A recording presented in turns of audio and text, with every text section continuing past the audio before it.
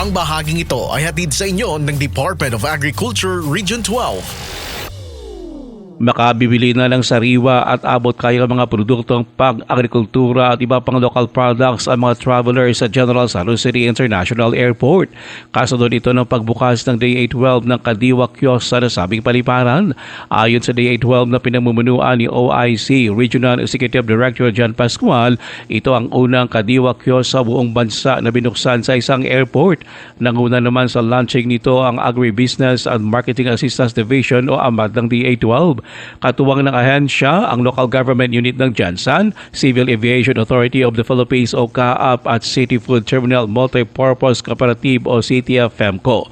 Inanyayahan naman ng DA-12 ang mga bisita na tangkilikin ang mga prutas mula reyon, gayon din ang iba't ibang mga processed foods at lokal na mga produkto.